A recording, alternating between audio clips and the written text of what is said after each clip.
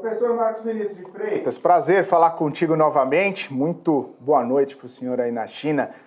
Inclusive, a China teve uma conversa informal, semi-oficial com os Estados Unidos a respeito de questões nucleares. Uma retomada depois de 5 anos sobre esse assunto, inclusive com os países se comprometendo aí a não utilizarem armas nucleares, mesmo com conflito, mesmo numa iminência de conflito. Esse tema acabou sendo bastante discutido depois da invasão russa à Ucrânia, a possibilidade de armas nucleares ou não. E aí eu queria entender um pouco da sua visão sobre essa nova ou essa retomada de tratativas e debates sobre essa geopolítica, né? Sobre diplomáticos era a palavra que eu queria falar. Essa retomada de conversas diplomáticas em torno desse assunto nuclear que vira e mexe retoma. É necessário, professor, sempre reforçar essa necessidade de não utilização de armas nucleares nesse ambiente tão beligerante ou possivelmente beligerante que a gente está vivendo? Veja, Felipe, que interessante, né? Os chineses adotam o princípio de que eles jamais serão os primeiros a utilizar armas nucleares. Isso já há muito tempo. Os Estados Unidos nunca se comprometeram a isso. E se você lembrar na história, o único país que utilizou armas nucleares foram os Estados Unidos da América nessa situação toda. O problema é que armas nucleares têm aí um efeito devastador. Nós sabemos que a China tem uma preocupação com isso, justamente porque, diferentemente dos Estados Unidos, a vizinhança chinesa é muito mais complexa e muito mais complicada. Afinal, eles estão cercados de 4 potências, 4 países nuclearmente armados, nomeadamente Rússia, Índia, Paquistão e Coreia do Norte, e ainda enfrentam 2 aliados dos Estados Unidos, a Coreia do Sul e Japão, que têm ali uma possibilidade enorme de serem utilizados como plataformas para lançamentos de armas nucleares contra a China.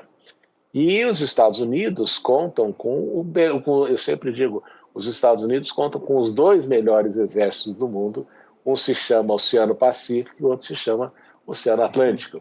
Isso impede aí que qualquer coisa chegue nos Estados Unidos de uma maneira fácil. No ataque, os chineses têm muito claro de que qualquer guerra seria necessariamente em território chinês. Então, essa é uma situação preocupante.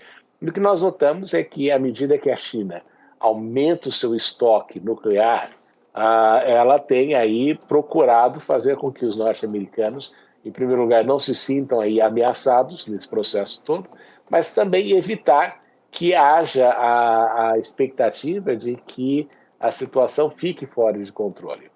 O presidente Putin anunciou algumas vezes que ele não abriria mão da possibilidade de utilização de armas nucleares.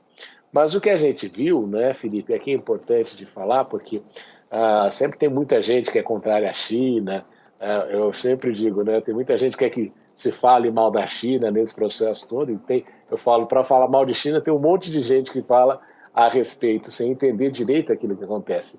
Mas a China tem exercido um papel importante nessa situação, porque os chineses claramente disseram para o presidente Putin que a utilização de armas nucleares seria uma linha vermelha com relação ao apoio que eles têm dado à Rússia durante esse processo na questão de importação de produtos, de equipamentos e de petróleo.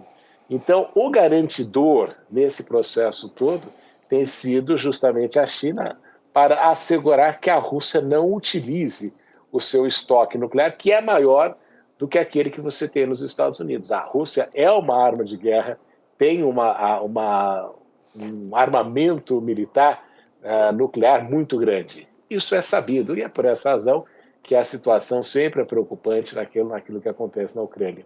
Então, mas ainda assim, os russos não utilizaram como se preconizou, né? Se você lembrar, logo no início da guerra, se dizia que os russos estavam usando armas nucleares, outras táticas nucleares, e de fato nada disso se comprovou, o que demonstra que nesse processo todo a Rússia tem sido aí cumpridora daquele princípio de não utilizar armas nucleares, embora de tempos em tempos o presidente Putin coloca isso na mesa.